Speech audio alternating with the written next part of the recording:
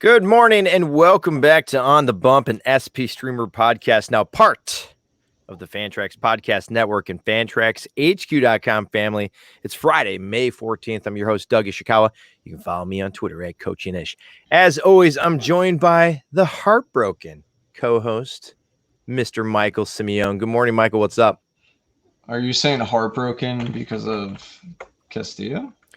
Heartbroken because of Luis Castillo just continues to, you ranked him number 4, so it's got to hurt a little bit. But, you look at Jared Kelenic, too. I mean, he had his opening day yesterday, and it's a tough pill to swallow as a Mets fan. So I'm very sorry. I'm here to help mend it for you. Are you doing okay this morning?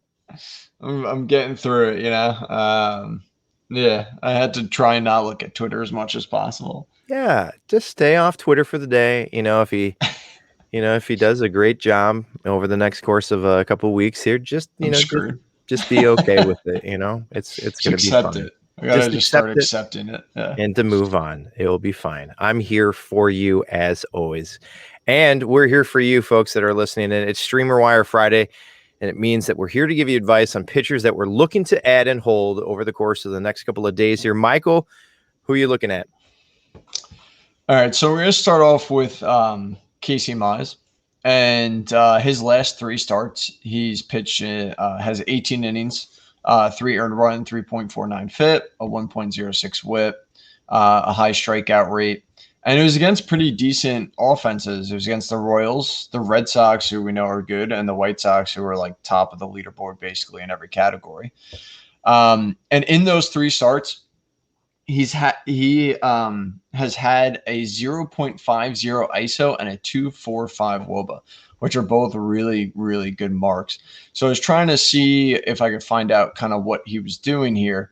And it looks like he actually is starting to do a little bit of a pitch mix change, where he's upped his fastball usages and lowered his breaking balls, which typically you don't like, but if it's working, it's working. And I'm going to show you a little bit of why. So for those who are listening to the podcast, you're going to hear me talk about it. But if you watch us on YouTube, you're going to see like the things on the screen that I'm talking about. Technology. Yeah. So the first thing is right here, you're going to see his plot for those 3 starts. And this is his sinker. So I think it starts off with his sinker command. And basically you could tell where the red is. He's essentially putting it right on the borderline every single time. And that one little mark off to the right, it looks like he's putting it in against lefties as well at times. So I like that he's going in on it. Maybe a little lower might be better, but that's kind of where you want to put your sinker. So I think right now he's doing a really good job. So I'm going to start off with some video. So this is him throwing against a lefty. And you can see him putting it towards the outside of the zone, which is basically impossible to touch if you look at that movement. And then we're going to bring up against righties. So this is against Whit Merrifield right here. So he basically puts the sinker low and inside, and Merrifield has no idea what to do with it. So he kind of just watches it go as he paints the corner with it. And what the sinker is really doing is it's helping set up his breaking balls. It's his slider and his split finger.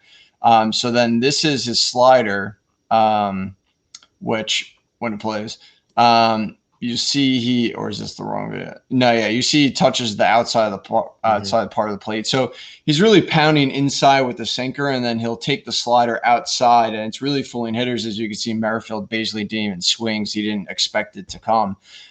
If you want to see a whiff, you can look at this video right here where you're going to see a whiff on the slider, and it just looks absolutely filthy. Look at that. So he's really pushing the sliders on the inside of the plate against righties, and the sinkers on the inside of the plate, and then the sliders on the outside, and it's really making it difficult for hitters to really do anything.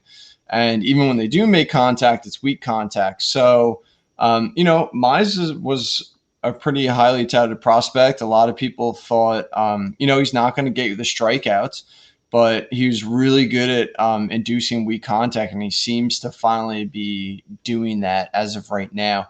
I think it's really because of the great command and what he's doing with his pitch mix. I mean, if you look across the board, there's 3 starts, the 4-seam and sinker, which he's throwing more than he has in the past. They both have a .00 ISO again. So like no one's hitting those pitches hard right now. So I really like what he's doing. And if you have him, it makes a lot of sense to hold on to him. What a visual presentation from Michael Simeone here. For those of you that are listening in audio format, go make sure that you stop what we're doing. Go check out what Michael's talking about. We're on YouTube. We are making the change over to Twitch as well. Is there another pitcher that you want to talk about, Michael, before we get out of here for today? Yeah, I wanted to touch on Logan Webb, more specifically his last start against the Texas Rangers.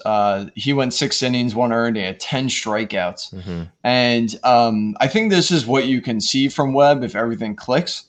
His sinker was hitting the edges. It accumulated 12 called strikes, no whiffs. But then the changeup and slider induced 13 whiffs, and the changeup finished with a 44% CSW.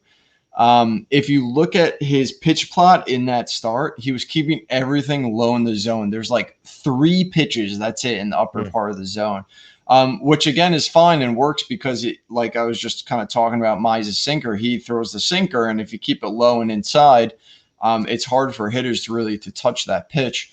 So, if you take that sinker, pair it with the changeup, which, he also goes low and away with, sometimes low inside with, it's, could create a lot of chaos for these hitters. So again, Webb is someone I'd watch because if he really starts clicking and, the command starts coming along, then maybe he could be what we all thought he could be because he had a really good spring training. So 2 pitchers to keep your eye on: Casey Mize from the Detroit Tigers, as well as Logan Webb from the San Francisco Giants. Before we leave, make sure that you get your daily read on. We've got a ton of great articles popping up on sbstreamer.com, our site. You can join the Discord where you can hang out with or talk to any of our talented writers, ask us questions, hang out with us. We can baseball up together. Justin Dunn, he wrote a great piece on dissecting Luis Castillo. Holy cow. Everybody talked about not wanting to start him in Coors. I did because I have guts and I believe in Luis Castillo. He's just not shown it yet. So maybe Casey Mize or maybe Logan Webb might be taking the spot for him as I bench him for next week. But as always, if you're listening on a platform that allows you to rate, review, or share us, it would be greatly appreciated, as that's our show for the day. Michael, wow. SP Streamer out all over the place, drinking out of a mug, new camera, new visual presentation. Come check us out on YouTube. And when we make the switch over to Twitch, Michael, looking pretty good today, man. Thanks. Did you see my grilled cheeses that I made the other day? I did. You are, and I tweeted beautiful back at you. You are so fancy. Gotta use that sourdough bread. Use the sourdough bread. I'm telling you right now, you are living the life. You get to make sourdough bread with the grilled cheese there. You get to buy a bunch of new toys. Like I told you before, I'm eating dinner in like 3 minutes flat and then running out the door to chase my children. So, I'm living vicariously through your sourdough grilled cheeses. So thank you for that. I appreciate that. All right, folks, we'll get out of here for today. Hope that you have a great Friday. We'll be back with you here on Sunday with our forecaster on the bump episode. But in the meantime, we hope that you take care, stay safe, and we will see you soon.